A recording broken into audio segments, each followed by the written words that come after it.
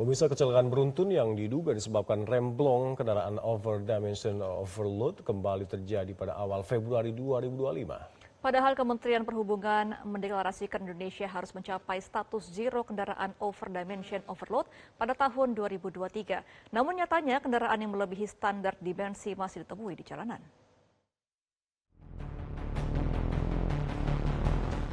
Jadi skala besar angkutan barang kita tuh bermasalah, logistik kita.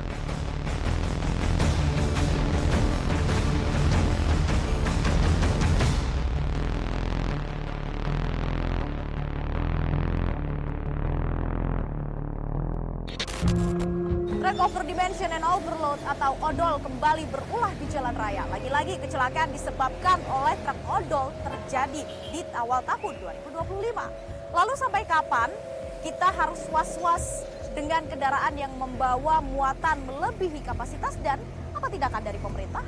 Ikuti penelusuran kami.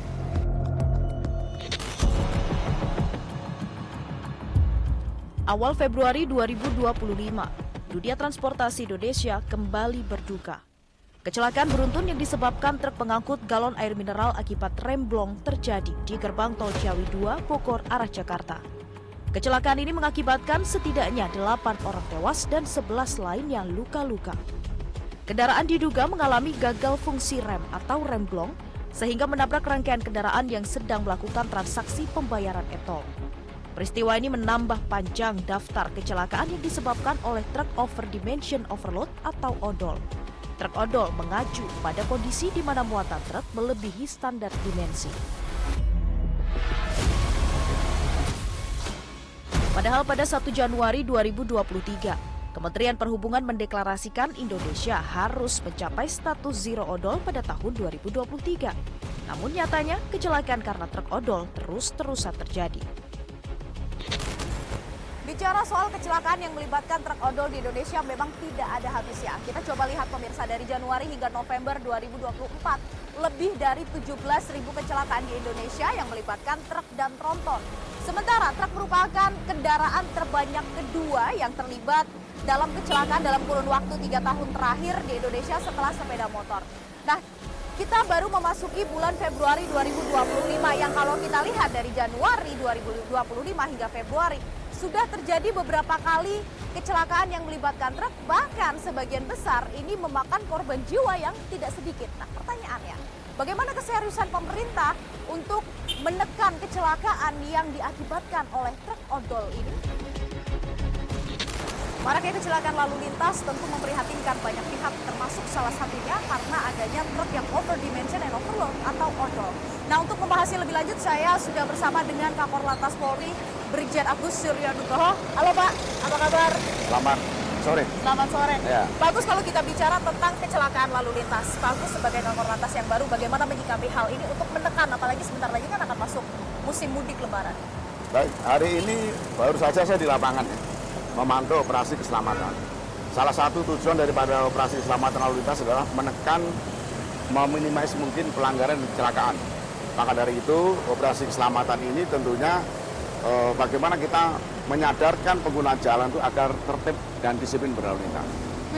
Kemudian kalau kita bicara tentang truk odol begitu yang akhir-akhir ini cukup banyak atau sering mengakibatkan kecelakaan terutama di dalam tol, bagaimana Pak Agus menyikapi ini?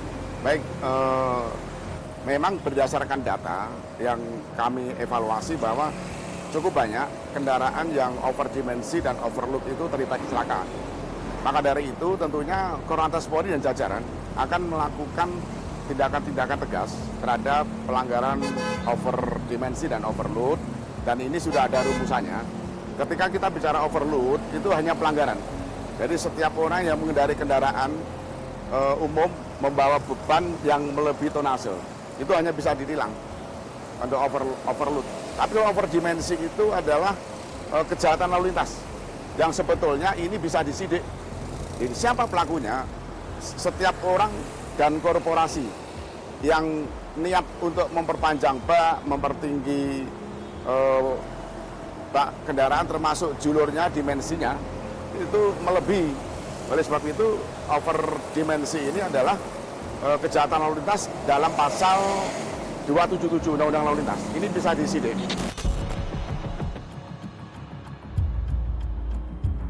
Namun ternyata memberantas truk odol tak sesepele itu.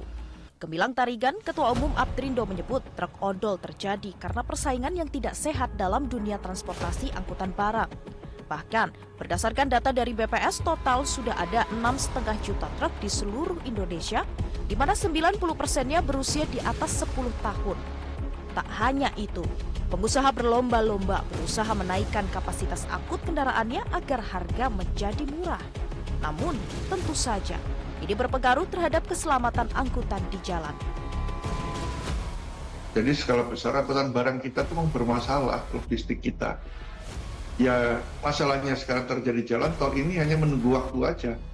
Ya ada di jalan tol, non tol, di ruas mana, ini sebenarnya hanya titiknya berpindah-pindah selama pemerintah tidak memperhatikan ya angkutan logistik kita. Logistik kita tuh banyak masalah.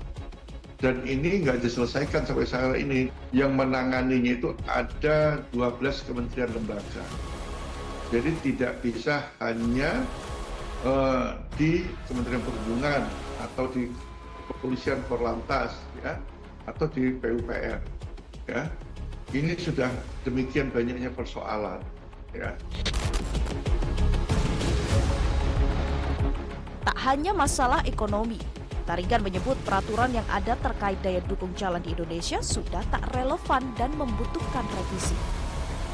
Menteri Pekerjaan Umum Dodi Hanggondo menyebut butuh komunikasi antar kementerian agar aturan soal odol tidak merugikan siapapun. Odol itu kompleks, jadi nggak cuman Kementerian Perhubungan dan Kementerian PU yang harus ngobrol, tapi juga dengan Kementerian Ekonomi yang terkait, karena terkait tadi kan ada inflasi, ada biaya logistik, gitu-gitulah. Jadi kita memang sedang duduk bersama cari titik keseimbangannya lah. Ya, odol berkurang, tapi di sisi lain biaya-biaya juga tidak perlu naik tinggi, inflasi tetap terjaga, tapi juga biaya preservasi jalan juga nggak terlalu naik tinggi. Kira-kira gitulah. Sebetulnya kalau kita bicara masalah odol ini, masalahnya kompleks. Tidak bisa hanya di Kementerian Perhubungan, tidak bisa hanya di Kementerian PU, dan masalahnya juga menyangkut perdagangan, industri, Bappenas, PU, Kemenhub, dan yang lain-lain lah. Jadi kalau kita mau menyelesaikan odol itu juga harus secara kolektif kita petakan permasalahannya, terus solusi-solusinya masing-masing apa. Nah ini perlu satu dirijen atau satu leader yang mengkoordinasikan untuk menyelesaikan masalah odol. Transportasi angkutan memang memegang peranan penting perekonomian Indonesia. Perlu ketegasan dan kejelasan aturan agar truk odol tak terus-terusan merugikan pengguna jalan, namun juga tak menghambat perekonomian. Zero odol terus digaungkan, namun korban jiwa karena truk odol juga terus berjatuhan. Kalau menurut Anda pemirsa, bagaimana langkah yang tepat dan efektif untuk mencegah kembali terjadi kecelakaan karena truk yang overdimension dan overload? Dari Jakarta, Tim Liputan Metro TV. Jelajahi cara baru mendapatkan informasi. Download Metro TV Extend sekarang.